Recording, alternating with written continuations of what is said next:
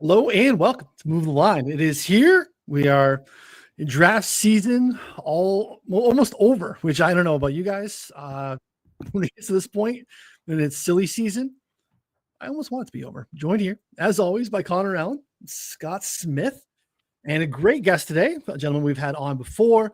Absolutely killing it in draft season. If you were not following on Twitter and you're watching the show and you're into the NFL draft, you're 1,000% missing one of the best folks in the industry.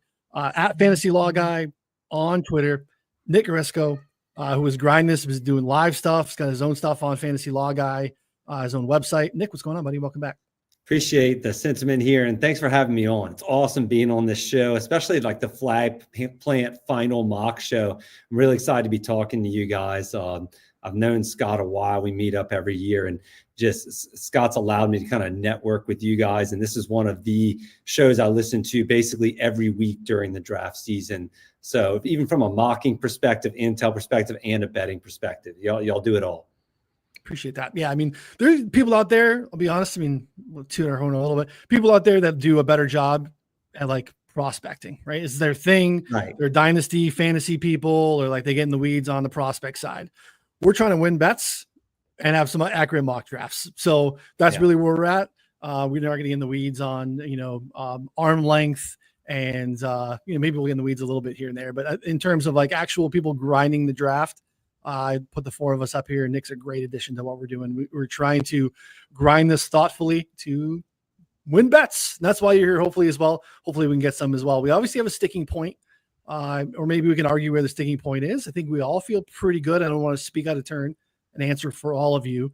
But do we feel pretty good about the top four currently? If not, Scott, where does it get weird? I made the case earlier that I think the Giants could get weird if there was a spot to get weird, just because, if the Mara family gets involved and they strong arm, they want a quarterback, that would be like the one weird wrinkle here. Scott, but where do you think we're at in the top four? Anything you want to discuss in that to start? Yeah, I'm comfortable with the top four, where they're going. You've had some late stuff come in. I've heard some rumors about the Giants possibly moving down with the Falcons. A couple of other random things with people that would be, or teams that would be interested in coming up and trying to make a last second pitch for Abdul Carter. From what I've heard so far, the Giants have turned down multiple offers, including some hefty offers or what are leaking out there from supposedly Chicago, even like moving up. I don't know if I believe all of that. I tend to think the top four is set, and I'm even comfortable saying that the top five is set. I'm comfortable with Genty 5. So I'll let y'all kind of take the floor on that and see how y'all feel as far as Genty going at 5. But I think at 5, it will be Ashton Genty, and it will either be to Jacksonville or to Chicago. That was my follow-up question. I am very uncomfortable with Genty at 5 or 5 in general, Connor. I've made a stand. I've made a decision on what I'm doing with it. To say I'm comfortable with it or that it aligns with anything in the betting markets is not the case. But where are you at, Connor? Do you want to push back on anything that Scott said there in terms of top 4, top 5? In on the top 4, I don't even think that there's really too much worth discussing. Like, I just think that the rumors that's all they are. They're rumors. Like, I felt strongly about Campbell at 4, the Patriots, for a while. It would take a haul for anyone to get, 3 away from the Giants, like an absolute haul. Baldy did talk about a premonition. I think this is a good, interesting point that he had. Similar wording that he used when he talked about the Falcons picking a quarterback 8th overall last year with Michael Penix. Brought the same kind of heat, said there's going to be a trade in the top 5. I think that'll be Jacksonville with either Chicago or Dallas from 10 or 12 up to 5 to take Ashton Genty. Therefore, I think the Jacksonville somehow is somewhat liable to take him there if they even stick.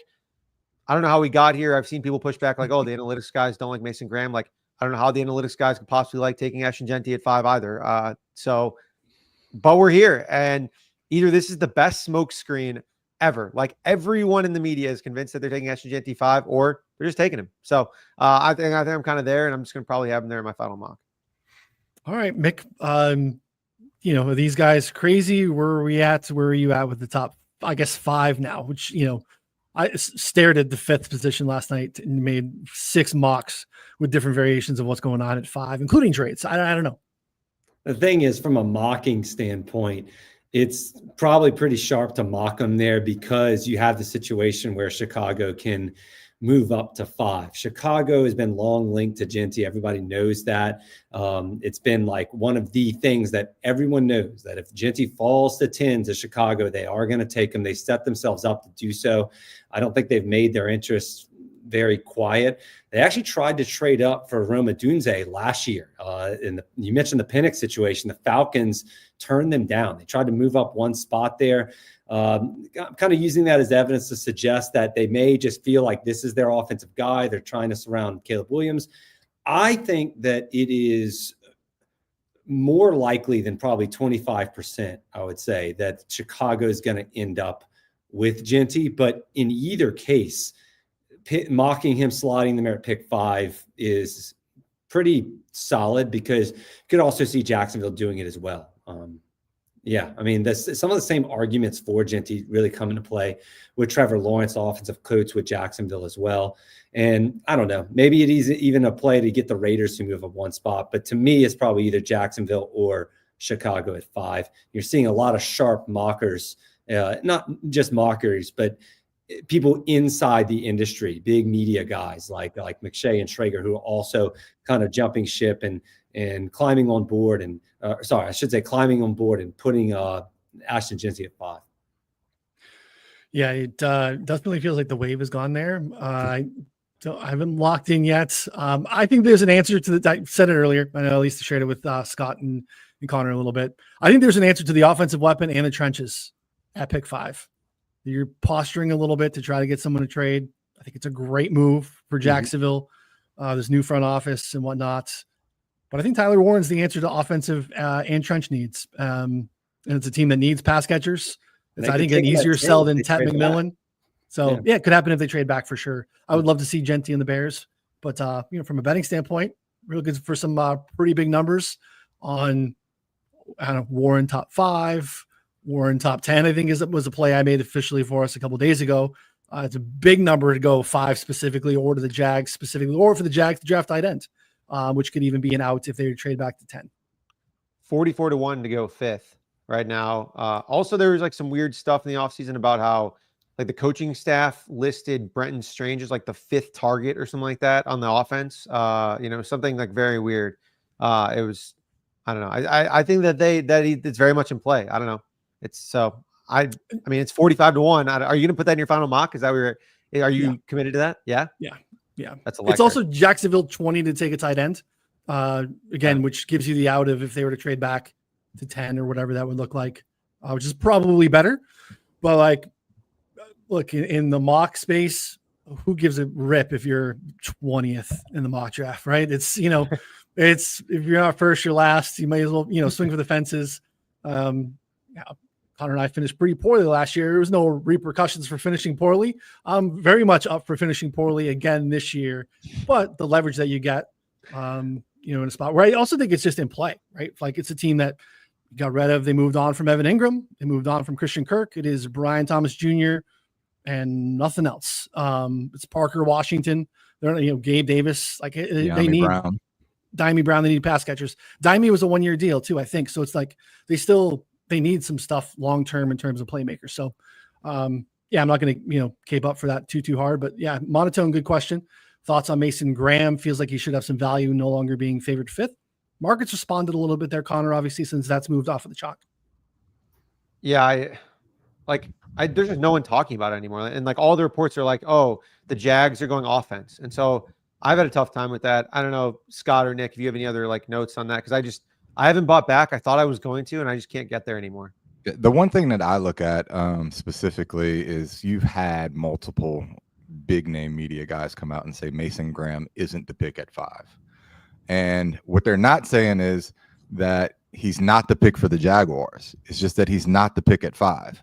I think there's very much a situation in play where Chicago comes up and maybe gets Genty, and Mason Graham slides back to 10 and is still the pick for the Jaguars. I think that is still in play. I think you could almost see a situation where even if Genty is the pick at 5 to Jacksonville, I could very much see Chicago drafting Mason Graham. The question mark for me really comes in at 9 to the Saints is where would the Saints or where would Carolina and some of those teams be in on Mason Graham? Yeah, Nick, same thing. Jets, we ruled out. Scott didn't reference it. Thoughts on, Mason Graham and where he can land inside, outside the top 10 if he were to, move on and not be the fifth.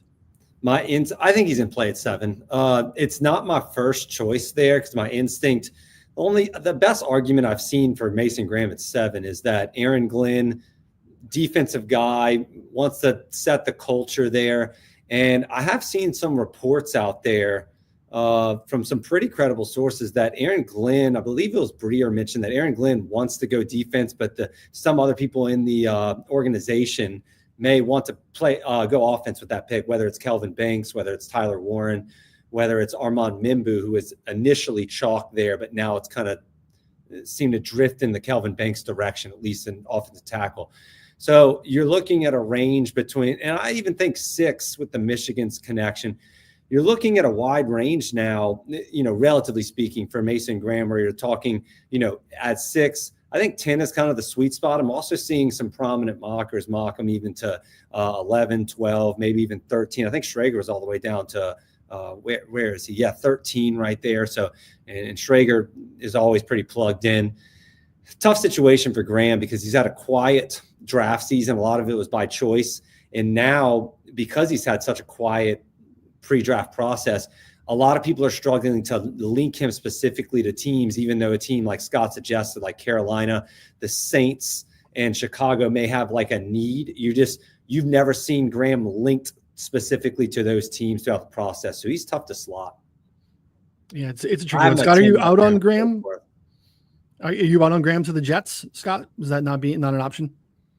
Yeah, I'm not in on him to the Jets. I've heard some similar things that Aaron Glenn has been pushing for a defensive guy and that he's likely to get overruled by both the front office and analytics department possibly. I think that the Jets are squarely between 2 players. I think it's Tyler Warren and Kelvin Banks are the 2 players that I've heard from multiple, intel sources that those are the players that they're choosing from. You've had some Jahdae Barron stuff come up. I brushed that off. It doesn't make sense to me, both upon an evaluation and a need aspect for the Jets. So I think I'm out on Graham at 7. I think I would have. I think he would more likely go at 6 to the Raiders than go to the Jets.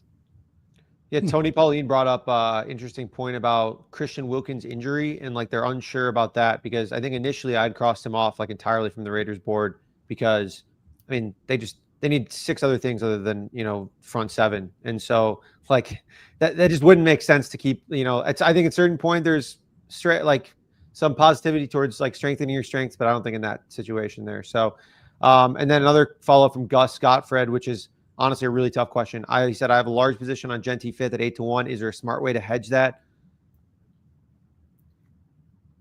No. It's just not clean, right? It's just there's like, could they pick Tet? Could they pick Tyler Warren? Could they actually end up being Mason Graham team? Like, I don't know. Fifth is just not a team that I have very much insight into outside of like publicly. Yeah, it's a new staff, so they've been tight-lipped. You're not getting as much as what you used to have coming out of there.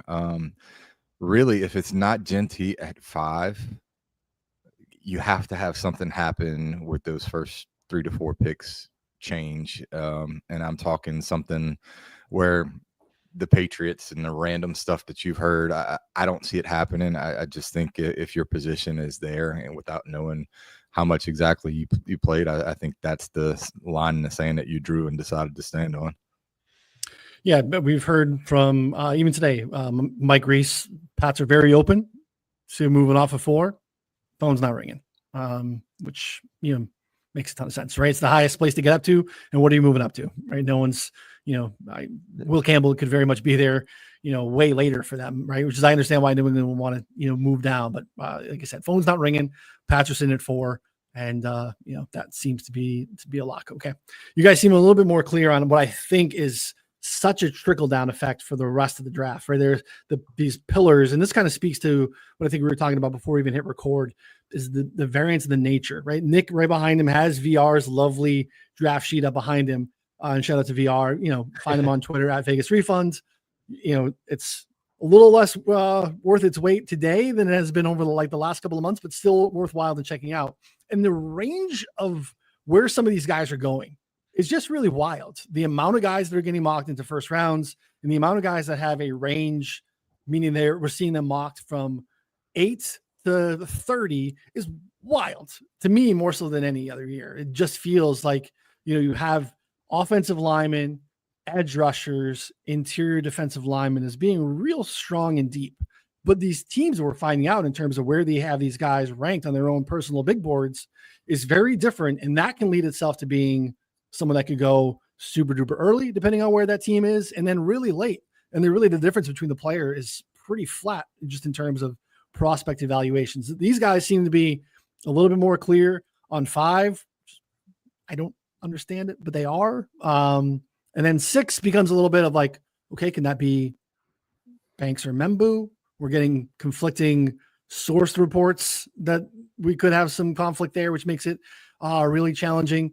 The Saints have been, I think, a point of contention for everyone as well. Scott's been one of your teams. I know both of you are dialed in down there.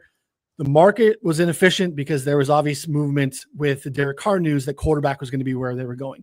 We have heard very steadily throughout here the last couple of weeks that it is not quarterback. The market has caught up a little bit in terms of, positional value being flat. But now Mason Graham also throws another little loophole into what could be maybe a really clear offensive line need for them. But now maybe a defensive lineman falls to them too, Nick. Any thoughts where you're at currently or where the Saints stand at 9?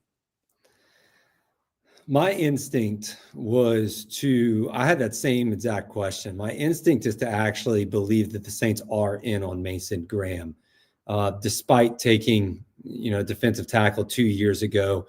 I don't think they've given up on Bresee, but I just think that Graham might be able to provide something different. And I don't think he's done enough in his career so far to justify passing on Graham. That being said, everything that the Saints have done so far has been to really kind of shed some light on hey, we're taking offensive line, or we're at least prioritizing offensive line. Catherine Terrell just reported today that the Saints aren't picking up Trevor Penning's 5th-year option. So the right tackle is going to be, a whole next year. And then you also have you still have a vacancy at left guard. You still have a huge vacancy there. Not to mention Kellen Moore is coming from Dallas and Philadelphia, these 2 organizations that prioritize offensive line in the past. And of course, Nick Underhill has also been kind of beating the drum pretty consistently. Hey, should we, kind of hinting, hey, should we prioritize offensive line a little more? Should the Saints be done there? And the answer seems to be unequivocally no. They've been linked to Tyler Booker and Josh Connolly in the last 24 hours by the betting markets and the public. And then you've also had a situation where the hot name before then was Kelvin Banks. So you have 3 guys that the Saints could be in on. We haven't even suggested the idea that if Membu falls there, what would they do there? All reading through all the tea leaves, it just seems like the Saints, big picture, really want offensive line at 9. I agree that Mason Graham could throw a wrench into the situation. I wouldn't be surprised if they stick and pick, though, like even allowing Graham to fall. Scott? Yeah, you listen to the press conference with Mickey Loomis and stuff, and he says that both he and Kellen Moore are in agreement. They're going to build through the lines. I think that squarely puts things in the trenches. I lean towards offense. You look at this team, Cam Jordan is cooked. I think Brian Bresee, and I've said this before, has a redundant skill set to what you're going to see out of Mason Graham. The other thing that I tend to come back to a little bit, this team spent a 2nd-round pick on Isaiah Foskey and have gotten nothing out of him the last 2 years. I think some egos get involved sometimes in the front office with evaluations. And while he hasn't done anything the last 2 years, switching to a 3-4 and possibly being able to play him at end may still give some hope that he's still a viable talent for them moving forward. I think they let that play out for another year with this new defense. And I think it's imperative for the Saints to go offense side of the ball, especially if they're going to entice a new quarterback, whether that be a rookie or somebody else next year, or second round this year, with Suge has been kind of the one that's been getting the most heat and steam here recently in New Orleans. I just think it's offense. I think it's going to be offensive line. And there have been some names pop up over the last few days, both from Underhill and from some other sources, and not just in one place. So we've heard some things for about 4 or 5 days that, we haven't reported that are starting to come out, and it's interesting. We always love that, Connor. Historically, that's been the test, right? Is that when there's something that is kind of making its way to us that slowly in the next day or two becomes public in a different way, then that feels like it's coming from multiple sources and is maybe a little bit stronger than stuff in the past. And offensive line is definitely that. Yeah, I think also an interesting tell is that because now there's exchanges, right, where you can post up certain amounts of dollars on things. So like a name popped up recently on to be drafted in the top 10, and someone tried to get down last night $16,000 on them, randomly at ProfitX. So that's notable. It's interesting. I'm fairly certain that was not within my network of people. So yeah, I thought that was notable. But yeah, I would guess that the Saints go offensive line or Mason Graham. But I think all logically that what Scott said, what Nick said, I just don't know if that's going to be the case. There's also an interesting quote from, the Loomis presser that essentially was him saying we don't need a player to be a home run, just need a good player, can sleep at night, knowing you have the position covered for the next 8 to 10 years. So I think that can lead you to a couple different directions and thoughts there on, who could go there. It sounds like offensive line, when you put it like that. Yeah. Right. Yeah. Yeah. Logically, both offensive and defensive line make a ton of sense. I don't have a bigger position really in the draft overall, and then for just variations of Saints at 9, variations of Saints offensive line. I look at my ledger of the amount of bets and almost I don't know, over 30 bets. And I think I have 8 of them contingent on what happens at 9. It's just kind of because we felt like there was a market inefficiency there for a while with the quarterback play. So, and I think there's still a market inefficiency when you start looking. Almost every one of the players that are projected to go at 9 are plus odds in the plus 300 or higher range, with the top one, I think, being plus 350 on Mikael Williams right now. Yeah. So the Georgia guys are still playing a role in that, I guess, inefficiency. If you're not buying that the Saints are into defensive line and you do want to target offense, then yeah, Mikael Williams, I think it was plus 400 last time I saw it, and he was the favorite. And we've done a lot of homework on him. We were at the UGA Pro Day and stuff. I keep saying we because I'm in New Orleans, but excuse me. But the Saints have done a lot of homework on all these Jalen Walker and Mikael Williams. But like Scott said, the Foskey pick last year, and it's kind of tough to go defense, in my opinion. Yeah. If it's not Graham, I would put Graham over Mikael Williams. Yeah, look, you can shoot the board at plus money guys to go 9. You can cover yourself and just find Saints to draft offensive line. It's probably, I don't know what the number is there, probably still bettable. 2 to 1. Yeah. Yeah. Okay. Still bettable. Right. That's So, good. It's not, it was 9 and 12 a couple of days ago, but we've, finally caught up a little bit. So, but again, quarterback was minus 130 for a solid week there. So people thought that was, definitely happening. And a lot of national mocks had Shedeur there. That was Jackson Tyler Dart. Warren was a big player there as well. But Tyler Warren at the time, when we first got in on Tyler Warren, Connor, was, in the 20s as well, right? That was definitely still off market. So the Saints have been just kind of a wild spot here. Brian's asking about trades over under 4.5, minus 115. Flat number is weird, but I guess, we've seen some mocks. Our buddy Miko in particular got pretty aggressive with mocks, with trades in his mock. We've seen more and more national mocks with trades here. Nick, what's your instinct here on the number of trades? It's a pretty weak draft class, and you keep hearing the same sentiment over and over again that these teams value a lot of players between, picks 20 or 15 and 50, they say. I think they say that every year, to be honest with you. However, this year it does feel like Daniel Jeremiah keeps calling it a starters draft, not a studs draft. I think that there will be trades, but it doesn't seem like a draft where you're making big splashes. I think it's going to be a bunch of little minor, move up maybe 2 or 3 spots, move back. You've had a lot of teams rumored to move back, like the Vikings and the Falcons and the Commanders, and to name a few, honestly, there's several more. You're not hearing a lot of teams that want to move up, and that's pretty telltale sign usually that there's not going to be too many trades. I just don't really foresee maybe other than Bears moving to 5, I don't really foresee like a big splash trade. I'm not really buying the Denver stuff right now. Yeah, this feels like a good number to me, Connor. It doesn't feel like a bettable edge per se that I'd be, in terms of some other things that are out there, plus money versus just the trades at minus 115. It's kind of like betting over 2.5 quarterbacks. So you're just betting on trades at the end of the first round that no one has any idea about. Also, correct. I think that Atlanta is somewhat live, probably to trade up from 15 if possible. I know that there was a report in Pauline's thing that it was like 6 teams ahead of the Bears are interested in trading down, which I just thought was hilarious because I'm like, well, yeah, I mean, like everyone outside of them basically is probably somewhat interested in trading down.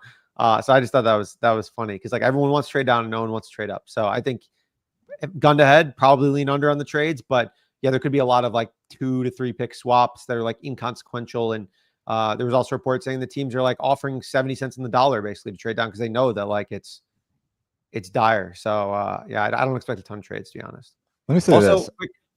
I would flat out not. I just wouldn't bet a flat number like that. Like if it's 4, I'm not playing that number. It's either got to be 4.5 or. It made me twitch a little bit too. Just I don't know why that was. Just like I'm not playing a flat number like that. The 2 places that I think really need to be looked at as far as trades, and you saw the Rams, I think it was in Schrager's draft as far as a spot, but I think Minnesota at 24, they need more picks. And I think Washington at 29, there's reports coming in that the Giants have been in contact with Washington as well as a few other teams as far as them. I think Washington's a primary trade back spot. And the reason why is I think they have a group of players that are all around the same kind of area. It could be Emeka Egbuka, it could be Travion Henderson, it could be Nick Scorton, it could be Donovan Azuruku, it could be one of the cornerbacks. I think they're in a BPA type of situation where they can move back with, say, the Giants, like 3 or 4 picks and still get a player that they have right there at the same. So I think Washington is a team I would look at to trade back out of the first. Yeah, you can see the Bills right there too. It's definitely a cluster. Sorry, Connor. Yeah, no worries. One more little pop quiz here for Nick and Scott that I'm sure they know the answer to. When was the last time that not in the first round ever? When did the last time that Mickey Loomis traded back in a draft? I don't think it's ever happened. Has it ever happened? I mean, per what I was looking at, it was 2007. 2007. Gosh. It seems like we just trade like up. Being involved in anything. I don't even I don't even know how that's possible. Like, I'm just trying to think of who was drafted that year. Right. Like it was like, I think that was the year that they were in San Antonio, wasn't it? Yeah. Yeah. He's made 26 trades to move up since then. And hasn't traded back in the draft since 2007.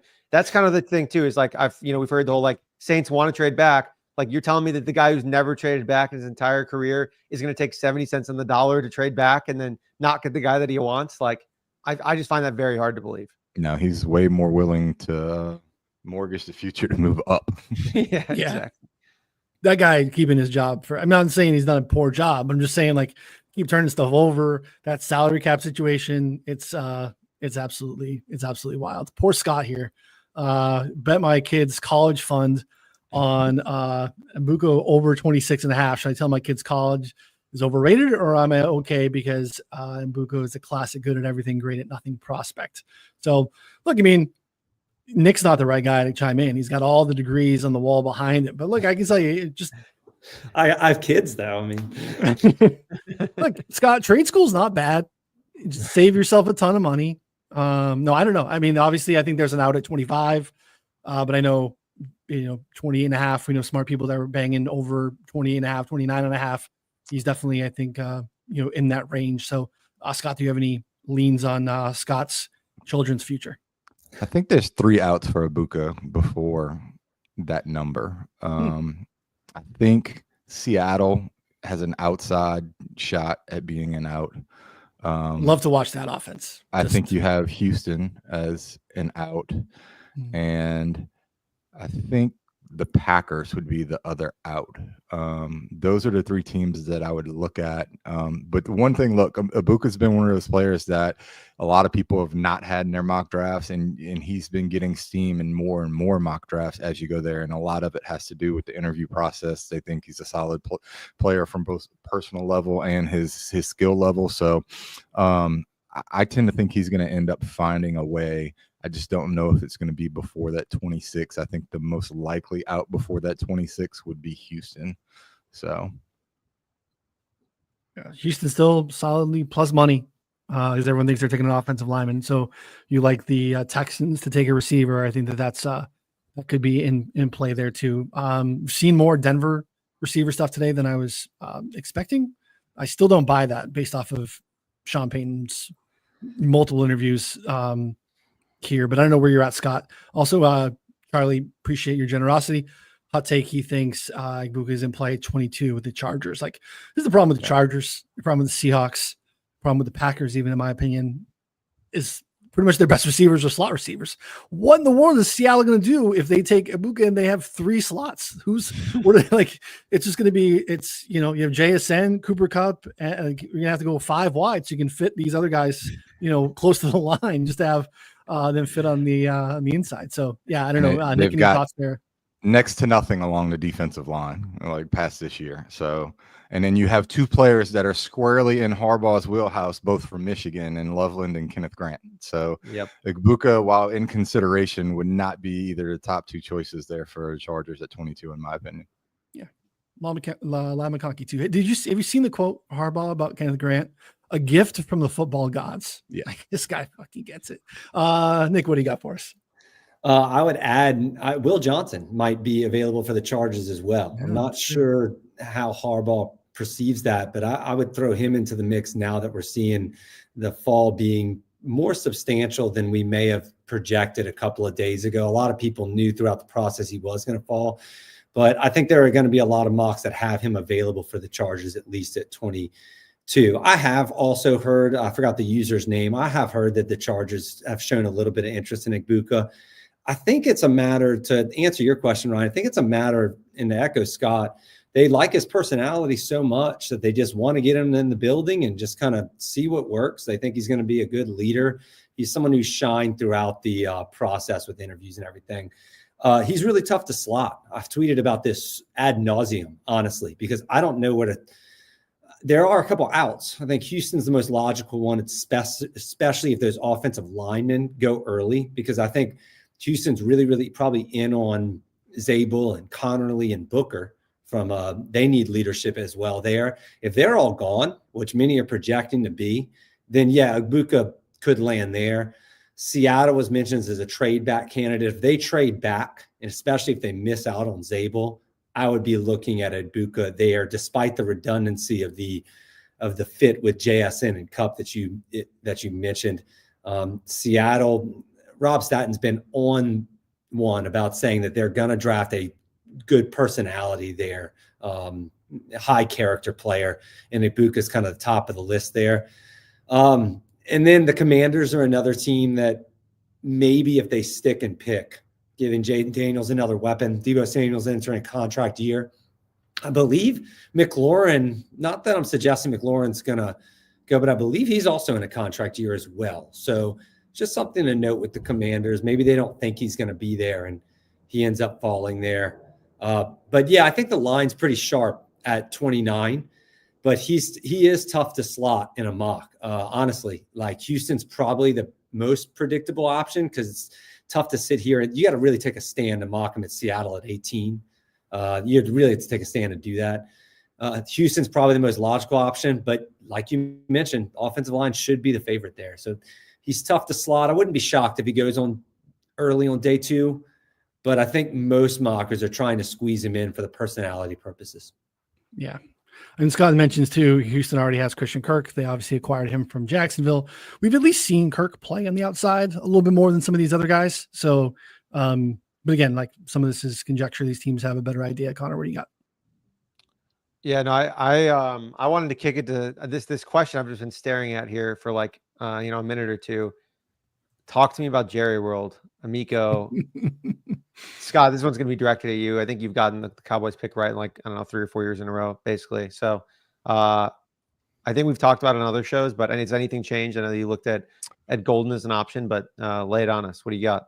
Yeah, I'm still on unread trying to verify the last bit of the Cowboys information this morning. Look, the last thing I said, and it was that my information has had Golden over Tet McMillan. I know all the Cowboys beat writers and local guys there in Dallas are kind of salivating over Tet, but the last thing that I heard, and it's from somebody associated with the Cowboys organization in a working capacity, shall we say. I've just heard that they like his route running and ability to get open on in and out breaking routes and his speed over the contested catch stuff that Tet McMillan brings. That's the last thing I've heard. The most recent stuff that you've kind of seen pop up is that they have some interest in some offensive linemen if the board breaks a certain way.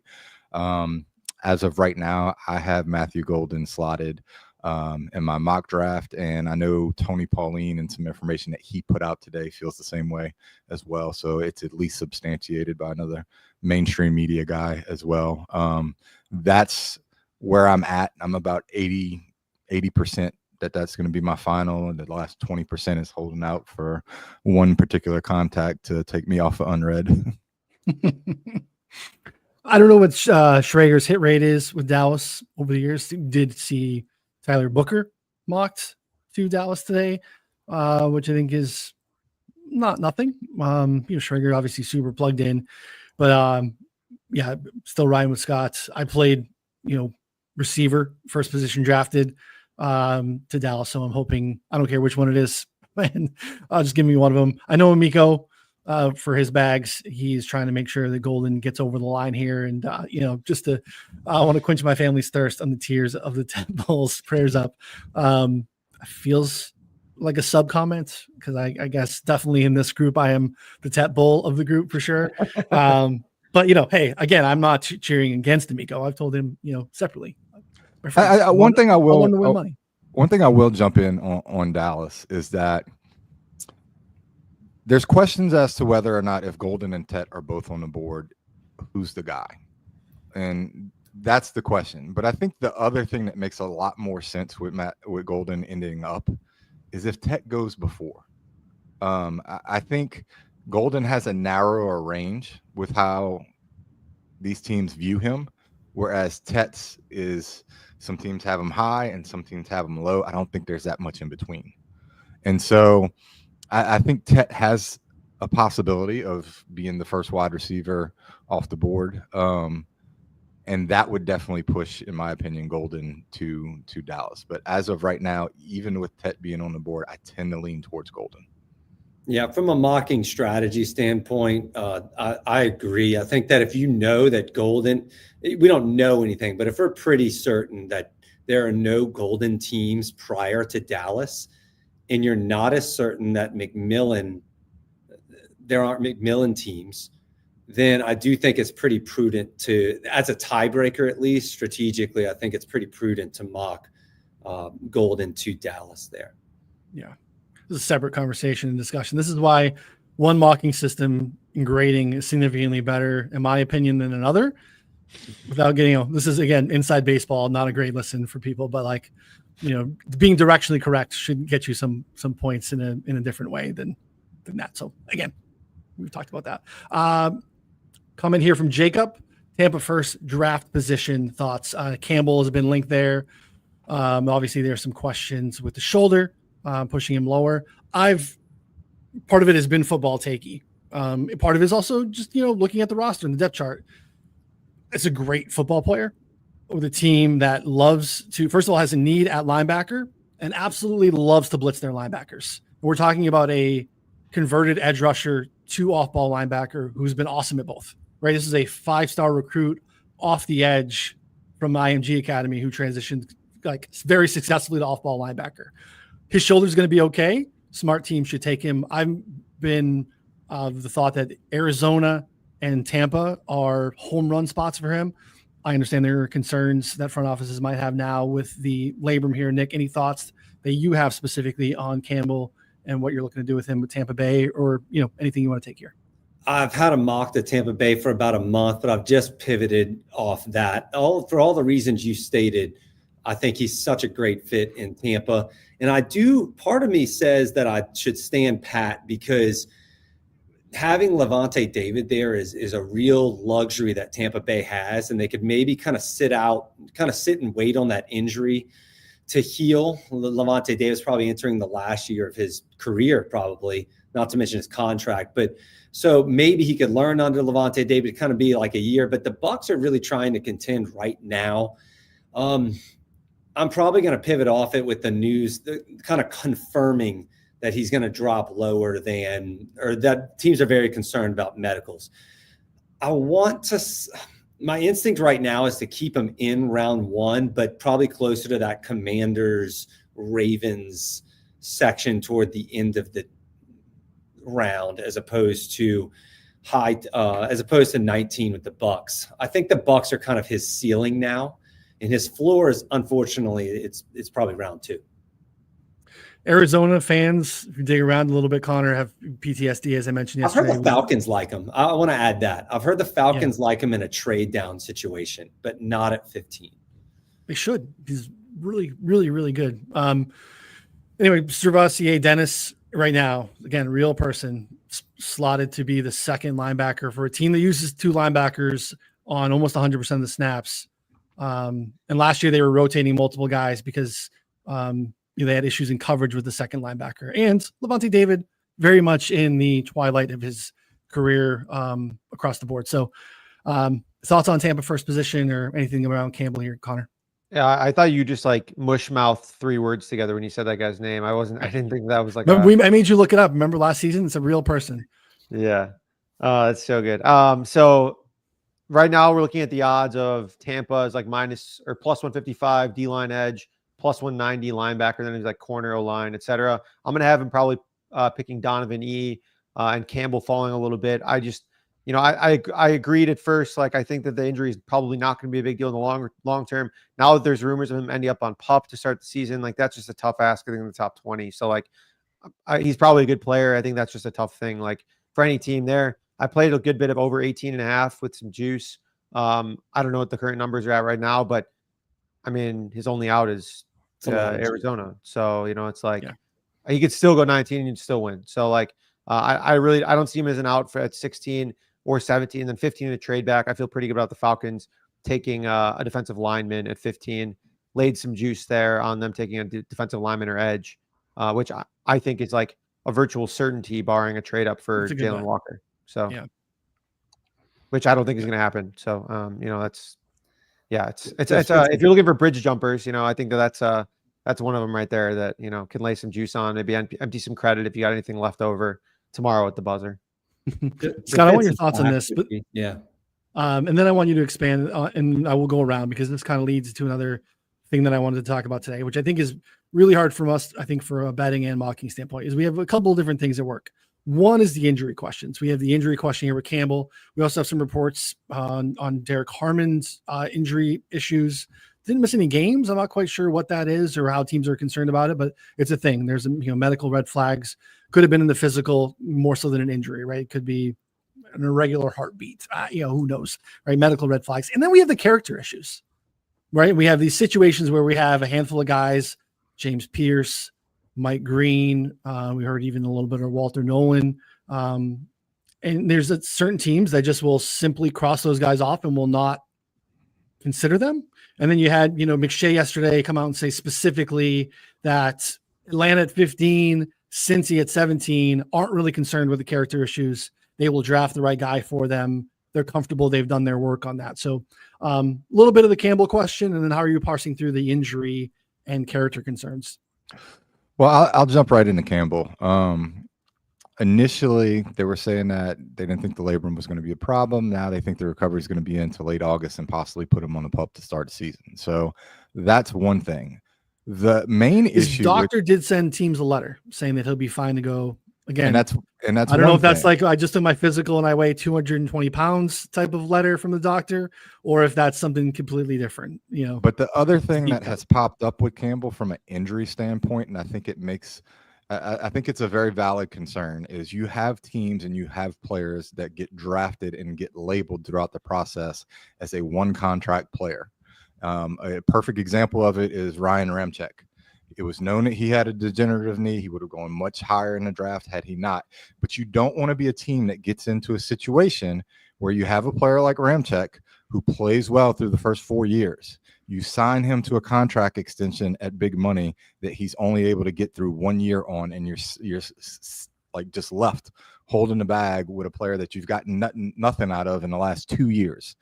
Campbell falls into that, from my understanding, with a degenerative knee issue. And that's one of the things that's going to push him down. Are some of these teams comfortable with him just being a one contract player and maybe getting 5 years out of him? I don't know how that works, but to me, that pushes him down. As far as character concerns with some of these other teams, I think sexual assault, we've heard any type of sexual assault for certain teams automatically takes them off the board. Other things that you hear out of a player like James Pierce, for example, has to do with not hustling on the run, being entitled, and showing up to meetings late and maybe not doing workouts and showing up to that stuff. I think teams in front offices, when it comes to stuff like that, it's very dependent. I think you need to go ahead and look and find connections to those players. But I think you also have to look at the teams that are structured to be able to deal with that from a veteran leadership, from a coaching type of standpoint. If they feel like they have a good locker room that can absorb that and pull that type of player up to what their values and standards are within that team and then within that organization, I think teams tend to overlook that. Yeah, it's great. Nick, anything to add to that? I do think a lot of the character concerned players, not all of them. We're seeing a lot of buzz for Walter Nolan. His stuff involved, according to Brugler, being on 6 different teams in the last 7 years. A lot of people talk about maturity there, but I think that it's more likely that these injury concerns and these character concerns, they do tend to slide. I wouldn't be surprised if Loveland slid, even though there's buzz on all of them because they're so talented. And which is the one team that's going to, ignore the medicals, ignore the character, and take them? Yeah, it might involve certain doctors on the team that give them a go-ahead. It also might involve what Scott's saying, that they just feel comfortable taking a player. It also might involve desperation, right? The Falcons may be desperate enough to take a risk on Mike Green when they otherwise normally wouldn't. Maybe the GM and the head coach are on the hot seat. So there are a variety of factors in play when you're kind of mocking that kind of stuff. You can't just go slot it based on need, because there's more to the picture and there's a lot of context that needs to be kind of dove into. But my instinct, usually kind of been tracking the draft for the last several years, decade-ish. Typically, these players with these red flags do tend to fall on draft night. And it's not always, it's not a guarantee, but more often than not, in my experience, like when you're leaning toward like, hey, should I move Campbell down with these known medical concerns or should I not? More often the answer is unfortunately, yes, you should probably move them down. Connor, anything to add? I think it's a useful discussion. No, I think that they hit on most of it there. I mean, it's like, I feel like honestly for most of the injury stuff, we mostly relied on Scott to kind of dig deep into that. And like, that's been super useful in years past. Again, I think that like it just increases the range of outcomes specifically. Something I think we should talk about here too would be the rising, smoke of Walter Nolan. Like this has been crazy. Like Ricky, tweeted out he's going top 10. Some people talking about going to Carolina ahead of Michael Williams, potentially ahead of Jalen Walker. I'm not buying that at all. I think that he could go 11th. Our boy, Twitter rando of the week a couple of weeks ago, Lobs All Day, tweeted out that Walter Nolan is player number 1 in his 2-player list of the 49ers. So if you value that at all, I don't know. But I think that there was a sharp mock that had him at 11 this morning, actually. Yeah, Peter Schrager. Peter Schrager had Walter Nolan 11th overall as well. So, maybe Lobs All Day is just clout chasing from Schrager, but I think it's kind of live. Like especially with Kelvin Banks expected to go off the board earlier than possible, and the whole Will Johnson injury kind of thing lingering a little bit. Like maybe the Niners go with Walter Nolan. That wouldn't surprise me at all. Yeah, it's tricky. He's definitely flying up the boards. People like the tape, but it is definitely a spot where you have to pay for it. Josh is talking about here Zabel before Campbell minus 200, or Campbell over 18.5 minus 270. None of those are super enticing to me. Again, it could be the last man standing on the Campbell Island here. Campbell Yeah. 270. I think that's just I'll give me the extra 70 cents. I mean, I think I agree. Zabel goes before Campbell. But I don't It's want just to the be one tying out. my boat. Yeah, like Yeah. who knows? I'll say this: if Campbell was healthy, I think he'd be a 12 to 15 range player. Yeah. Look, if I go to Right. Home Depot to go buy a barbecue pit and it's got a dent in it, I'm not paying full price. Like, you're just Cooks the not. same though. So, yeah, but whenever There you you come go. over and I got to show this grill off to I'm not going to everybody, judge you for a fucking dent in your grill. Like, just cook the food. I don't know. Just don't burn the steak. I don't know. I could be all right. But I get it. I get your point. Connor, I want to actually agree with what you said. Going back to Walter Nolan, I want to agree that I'm not necessarily buying the Carolina buzz, but it's not along the lines of like a need perspective. It's more along the lines of I think they're a team that's really going to emphasize getting the right people in the building, not players, but like people, right? And the two things you keep that we keep hearing about Michael Williams is that he's such a mature leader for a 20-year-old. He's so young. He's one of the younger first-round picks in the whole class. And then you also hear about Jalen Walker, amazing personality, like literally maybe the top leader personality in the entire class. And then you kind of, the dichotomy between them and maybe Walter Nolan, I think that's going to kind of be the tiebreaker if there is one. So I'm not really buying the Carolina Nolan smoke, but I am buying San Francisco at 11, and I'm also buying Miami at 13, especially from a need standpoint. You have two GMs that have prioritized D-line. They've drafted so many defensive linemen in the last couple of years. They love taking defensive linemen. They both need defensive linemen. They're barren on the depth chart for both of them. And you also have GMs that have been shown to take a risk. Miami's GM Greer and John Lynch take risk they're one of the, I would say, argue the top risk-taking like GMs in terms of picking players who may be coming off an injury or whatever it is. So I'm buying Nolan to them. The other Nolan team is probably Cincinnati at 17. So yeah, you're looking at a situation where a couple of weeks ago, not a lot of people hesitated to put him in a mock. And now you're looking at a situation where people like Schrager and Albert Breer have substantiated the fact that, not the fact, but the notion that he's going to be going in the teens. He's a talented player, and it sounds like a little, in this respect, the character concerns are a little bit overblown. But I'm looking at 11, 13, and 17 specifically for Nolan. Makes sense. I think Atlanta's in play too, as well. 15 if Michael Williams is gone. I wonder. I mean, Niners draft defensive lineman plus 105 at FanDuel right now. Like the way the board's shaking out, if all those offensive linemen go early, you're looking at maybe Mike Hell's there, maybe Walter Nolan's there. I don't know if they're interested in Shamar Stewart. Like they might be. He was on Lob's top 4 list. Yeah, he was on Lob. He was. I'm not sure. He was on Lob's original top 4. I'm going to win it down to 2. Yeah, Stewart was on the list. Banks was the only offensive lineman. And then it was Stewart was on that list. It could be worth betting. I just don't like.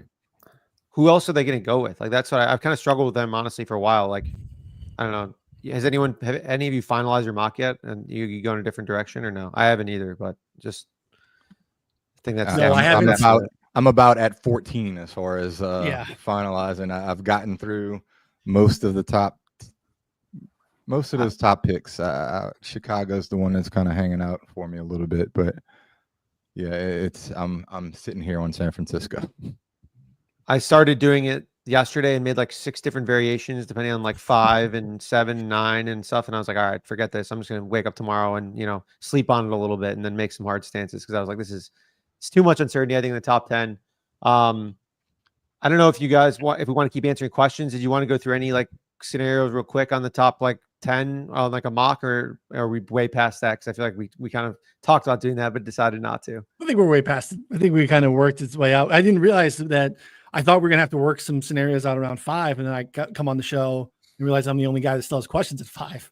So I don't feel like we need to really, All right. to work anything out. So, questions I think we can knock through and then see if there's anything else. I have a question I want to ask you guys to wrap. Monotone again, thoughts on Dart to go to the Giants or Browns at plus 140. Hearing a lot of Giants talk. Schrager, super connected to the Rams historically. I think good relationships with Les Snead, Sean McVay. Mocked Jackson Dart 26 to the Rams. But I heard him talking today, and his thought process seems to be almost like he mocked it because the Giants are very interested in maybe trading back in, and they think that that's a spot to do it. So it almost sounded like a Giants play where he's kind of playing the mock game more so than a for the Rams pick, if that makes sense. If he really thought that, though, he would just mock the trade. I'm actually kind of wondering now, as you put it that way, with all of his ins with the Rams, I'm kind of wondering if he's kind of hedging a little bit, and maybe Jackson Dart is a potential pick for the Rams.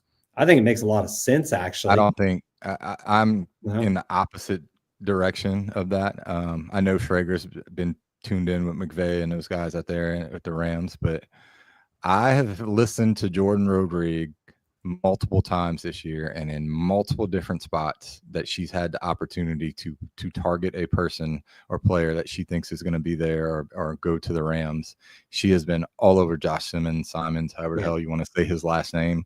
I just don't think with them signing and I think they want to try to make a playoff push for as much as they have. It's a really good team. It's a really good roster. I think it's going to be. I think they're going to try to secure something on the offensive side of the ball in the first round. I think Simmons makes a lot of sense. A lot of people think he's the top tackle in the draft if he wasn't injured. Havenstein has got some off season stuff that he kind of had tended to. He can kind of hold that right side until Simmons is ready to play. And if they talked about receivers as well. I tend to think that quarterback's not on the board within the first 2 rounds for the Rams. I think you could see some of these other players like a Will Howard or some of those other guys later on in the draft. It is a dark horse play for sure. I agree with your stance that like first and second options are probably going to be offense. I think Simmons and he's who I have second on kind of my Rams short list right now. I have Loveland first. I think if Loveland falls there, that they would prioritize him over Simmons. But the logic's kind of the same. They want to help the offense. Havenstein and Tyler Higbee are entering contract years. So those are kind of my top 2 players for the Rams there right now.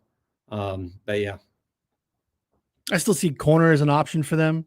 If Barron falls, I could see that in play as well. Yeah. Yeah. So, but yeah, I mean, Connor, we did a show with Debro the other day at Fantasy Pros and Betting Pros, and I think he made a good case for offensive line for the Rams. I think it, was about 250 or something at the time, and still probably close in that range. So I'm with the guys there. Just found it interesting, when we think about historic, national beats in team connections. There's been some change, in front offices over the last few years, but that's one that's still there. I feel pretty good about Schrager and the Rams connections, right? I don't feel like he's shooting in the dark with that. So that's, gives me a little bit of pause. Last year, though. Well, he kind of he projected the Rams to trade out of the draft last year. But prior to that, he made a lot of news saying, oh, I think the Rams are going to go offense. And they just actually, I think he guaranteed it. Do I remember that? Yeah, correctly? He guaranteed it. It was very firm. It was very strong. Yep. Right. But we had reports later, though, that they were desperately trying to move up for Brock Bowers. Right. So he's trying to shoot from the his toes and hit a home run, thinking that the Rams are going to land the plane. They didn't. And that's part of my Loveland argument. If he's there, I think that the fact that they tried to move up for Bowers is evidence to suggest that they might be in on Loveland as a move tight end. I don't expect we're going to get a tweet from Schrager telling us that he intentionally mocked it wrong, just to keep us all on our toes. Like, I don't think that that's coming for us. So, Connor, anything else to add to that, or you can go to the next one here, which is QB's taken in round 1, over 2.5, minus 140, under plus 110. Yeah, I don't think much has changed. I've gotten 2 messages in the last couple day, basically surrounding Pittsburgh at 21. One was, from Shadur's camp saying that for sure they think he's going 21. Like without a doubt in their mind, they think that he's like the starting quarterback, etc.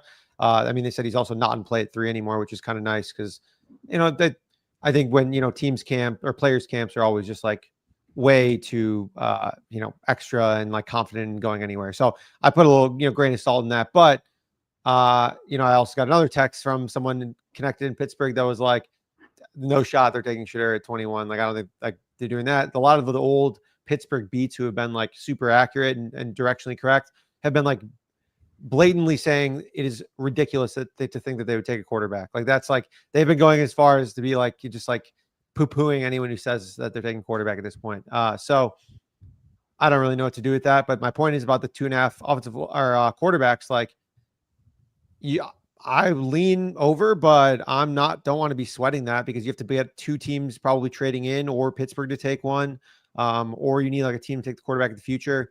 I don't believe in Jackson Dart. I don't believe in Shooter Sanders all that much. Like there's no reason, in my opinion, to bet that. I think it's just like, I'm also basically retired from quarterback betting after the last couple of years. Like it's anything else, I'm up $1 million. Quarterback betting, I'm like just down so bad. So I just like, I've stayed away from that, not bet it at all. And I think I'm in a much better spot this year because of it.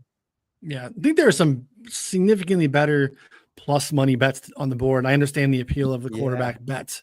And it's for a mocking situation. Like we have to kind of parse through what we're going to do there. So I guess I'll turn it to you guys. Nick, what are you doing with Shador Sanders? Probably not including him. Okay. Yeah. It's not about whether, I think it's less about whether teams think he's a first round pick. I know that sounds kind of counterintuitive. It's, to me, from a mocking perspective, it's more about, I can't find a slot for him. If it's not Pittsburgh, then I mean, where is he going? None of these teams need quarterbacks in the back half of the draft. They're all good teams. So it's just tough to slot him in the mock if you're not doing it to Pittsburgh. And I'm in the camp that doesn't really believe that he's going to Pittsburgh. I would say that, I don't know if Pittsburgh's taking a quarterback, but I think they would more likely have Dart higher on their board than Sanders. Scott, where are you putting Shador? As of right now, I have him slotted in at 21 to Pittsburgh. The other player who's also a little bit of a struggle because of the injury concerns that I've kind of been targeting there at Pittsburgh is Derek Harmon. It's just point blank. I'm waiting as the day goes on to try to get some more information to feel good about Shador. I would tend to feel better about the Giants trading into the first round for Jackson Dart than I do solidly about putting Shador anywhere. I tend to lean away from the Giants being interested in Shador Sanders because as much work as they've done on him, if they liked him enough to trade up into the first round, I think they'd draft him at 3. So I'm kind of out on the Giants to Shador. It's just where I sit right now, and it's a 50-50 shot whether for me at Pittsburgh it's going to be Derek Harmon or Shador Sanders. I like the Harmon thought. I get the thought on if you like him, take him at 3. I also think in this class, we kind of all agree and have from the jump that there's basically 2 blue chippers, right? It is Travis Hunter and Abdul Carter. And if you can land one of them, bypassing them for a position of need, even though it is quarterback, right? If you don't have one, it's hard to get off, out of the starting blocks. There's a lot. Let me just say there's a lot with Shador to the Giants that doesn't make sense to me. I don't think stylistically he's a player for Brian Daboll. I think that entire staff is on a hot seat. So the second that you start having one of these older veteran quarterbacks, they're going to be calling for Shador. When Shador comes in, if shit doesn't go right, they're going to be calling for Dion. That's a whole host of headaches for a whole front in office New York that is on the hot seat. That does not make a lot of sense to me. No, I don't disagree. Connor, Shador, will he be in your final mock? No, probably not. I don't think I'm gonna have any other quarterbacks in there. I think I'm just gonna leave it at Cam Ward. Just there's so many good players on the fringe like that. I'm already having trouble and putting, both of those bums in there. It's just not something I want to do. No, I don't disagree. I'm torn because I feel like there's a really nice one probably goes. At least one probably goes. I don't know which one and to where. And I feel like we've done a lot of research on other connections in other places. So it feels like I mean, 24, I think, is the only place that I would consider sacrificing, like Minnesota trading down for one of someone else, Saints or Browns or Giants. That would And be I that would said be it. I said earlier in the show, Washington at 29. I Yeah. think moving back 3 to 4 spots, whether it be with Cleveland or the Giants, is a spot that I would look, because the team that's coming up isn't going to have to give up a whole hell of a lot, and the team that's moving down is still going to have the same group of players that they're drafting from. Yeah, my Galaxy brain thought for a few reasons, right? Early in the process, we were on Shedeur to the Browns at 2. Thought, again, reading some tea leaves with obviously the moves that the Giants made, the connections with Dion and the Sanders clan with some of the people involved in the Browns orbit made a lot of sense. And now my Galaxy brain takes me to the Vikings have 4 picks, and Andrew Berry and Kwesi in Minnesota, I think, have a nice solid previous relationship there. That makes a lot of sense in terms of a spot to trade back. And look, and you want to give your fan base some excitement. It's not a fan base that's had a lot of excitement for years.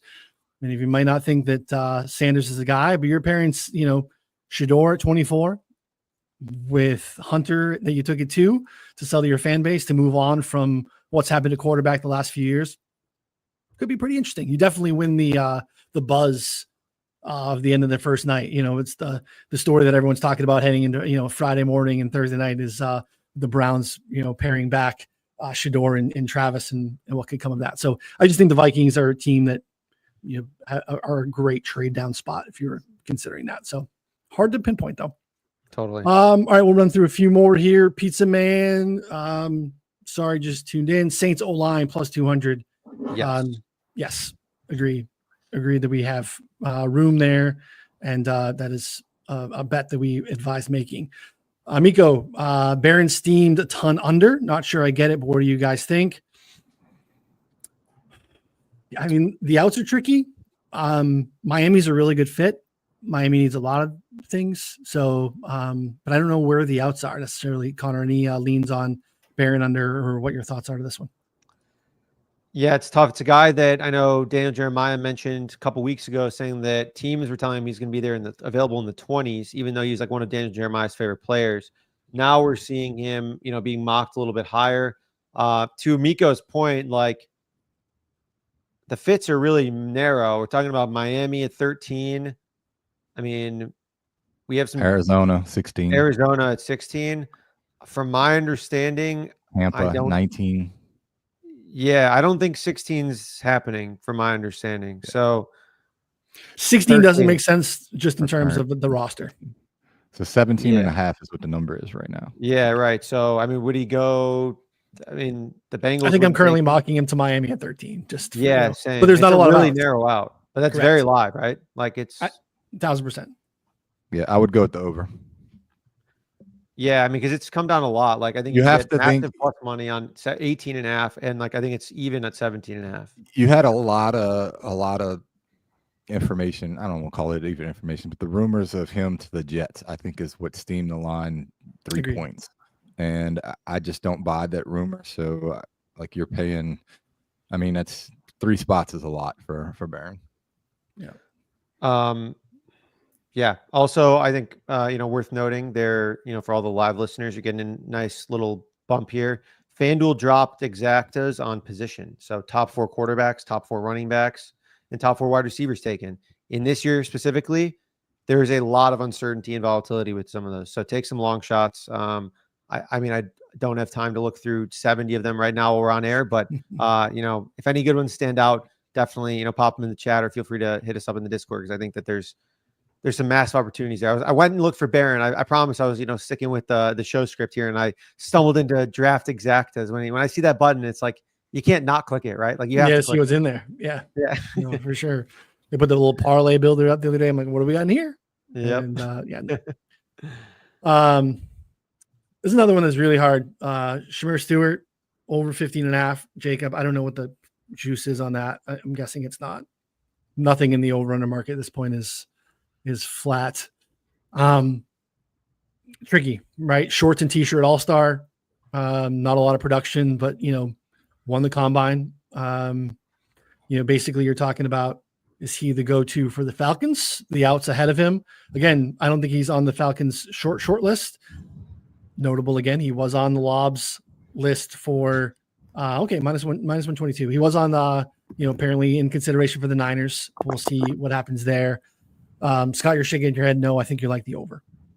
Yeah, at that number, I don't mind it. I don't have a strong position on Shamar Stewart. He's one of the players when I'm trying to do my final mock draft, I have trouble slotting him to a specific team. I don't like the fit with Atlanta. I think they're looking for, I think Pierce and Green and Mikael Williams are all over him. Really the two teams that I think you would kind of consider, and I wouldn't put him as the leader in the clubhouse for any of these teams, would be Miami and San Francisco. So for me, I tend to think Shamar starts to have more outs at Arizona, Cincinnati, some of these other teams that are on the over. You're not getting plus money for playing the over. I tend to want to try to find as many plus money plays in the first round as possible for drafts. I don't necessarily like playing the juice, but it's probably accurately priced is what I'm trying to say. I was running through a mock this morning, just trying to get a sense of where I'm going to be locked in on the final spots. When I get into like the 27, 28, 29 range, I still have them on the board. I don't feel great about it, but the range, this is one of those players where, to Scott's point, he could go 11 and he could barely sneak in the first round. I've seen him at 9 and I've seen him at 32 and I've seen him completely out of the first round altogether. So yeah. That's the player that he is. And look, a lot of these guys that do the analysts and breaking these players down, I'm talking about the Todd McShays and those guys, they've started to make a good point. You've seen multiple players get drafted over the last 5 to 6 years. And from what I understand, these front offices, some of them are still on traits, but if you haven't done it at the college level, that production doesn't get easier to just go ahead and say this guy's going to do it at the NFL level. So I think that's where a lot of teams, and specifically for me, when I'm ranking him against some of these other prospects that I have to slot ahead of him, that's kind of where I fall. Agree with that take. All right, we went over our hour. I don't want to be disrespectful of everyone else's time. A little comment here. Josh Norris says the 49ers coach like Stewart. That checks out. Again, shout out. Lobs is getting lots of love today. That's why he probably had Stewart on that list there too. But Nick, in just closing here, let you go one of two ways, and I'll do this for each of you. Is there a team player fits, I guess later that we didn't get to that you either feel really good about, or a team in particular that you're really struggling with? I think that if Tyler Booker's on the board for the Houston Texans, I think that he'll be the pick. I'm struggling with whether he's going to be on the board essentially here. I think the easy answers is probably Genty if he's on the board going to the Bears. I'm kind of just looking at my spreadsheet right now. Gray's able to Seattle is one that seems pretty confident. It sounds like Denver's going Hampton or Henderson. I think we should have a lot of confidence in that, even though there's some receiver smoke there. Looking at the teams I would have teams I'm struggling with. Man, I'm having a harder time with Pittsburgh than Scott is. I do have Derek Harmon high on my short list for Pittsburgh, but I'm kind of unsure whether Sanders is going to be that guy or whether they really go quarterback at all. Kenneth Grant to the Chargers is one that I feel really strongly about in favor of happening as well. The other player I'm struggling to slot is Nick Emanwori, the safety there. Probably going to have Starks higher than Emanwori is, but I'm struggling to kind of find a team match with Emanwori, and you even considered not mocking him in round 1 at all. What about you guys? He's tough. He's a tough one. Connor, same question. You can take it anywhere you want. Yeah, favorite match right now for me, Ted McMillan to the Packers at 23. I think would just be awesome. That one. I think that's it'd be great. I think he'd be in such a good spot to succeed. It'd be perfect. So I like that one a lot. Struggling with, you can point to a lot of the teams in the back half of the first round that I think are, basically just depending on who drops. The Eagle or the Chiefs that where they had a phone call or a Zoom call or something with Travion Henderson yet last night, something like that. That could mean absolutely nothing. That could be like, are they really going to take another running back at the end of the first round? I don't know. It's a real tough situation. And then the Vikings, same thing. Like if they stick and pick, I think they're probably going to take a safety. If they don't, then again they don't. So then you're just like kind of playing with that whole dice. So, but yeah, Ted McMillan of the Packers, which is not a normal opinion at this point. He's like over under is like 11.5, but I'm still of the opinion that he goes a little bit over that. Firmly in your first round though, so I want to acknowledge the growth. He is. Yep. Yeah. I'm not dying on that hill. I quickly walked back down and putting him right there at 23. Scott, how about you, buddy? So I have two players that I've been struggling with the most, and they're both the cornerbacks, Will Johnson and Jahdae Barron. You have wildly different analysis on these two guys. Will Johnson, you've heard struggles with the knee.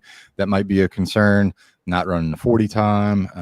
So a lot of that is pushing it down, but more so, you really have to find a fit schematically for both of these guys and which teams are going to overlook the slow 40 time and whatnot for Johnson and possibly the injury. Jahdae Barron, he's either a top 10 on some people's list or, further down. And it's just, I don't necessarily think he goes to Miami. And so it's finding a slot for him. Those are the two guys that I'm really struggling with because they're interchangeable and just finding where they fit the best within the first round. I've been on Omarion Hampton since the beginning to Denver. So I've had two random people hit me up in the DMs and say it's Travion Henderson to Denver, and that's what Albright had. So that's a spot that I'm kind of second guessing. I have to circle back to some people, but the one player that I think that I'm probably very comfortable with in the back part of the draft, I like Nick Scorton. I like what he brings to the table as a prospect. I think schematically he fits multiple teams. There's been some rumors that he's got a guarantee to be a first-round pick. I like him, and Ben Standig seems to think that he's a good fit there for Washington. Washington may trade back, as I said, but I think he could be a secondary type of player on Kansas City's board and Philadelphia's board. I think he would fit very well with Philadelphia and all that they've lost as far as edge rushers and whatnot. So I haven't kind of slotted him whether it's going to be to Washington or Philadelphia, but I like him as a fit to both of those two teams, and I expect him to be in my final mock draft.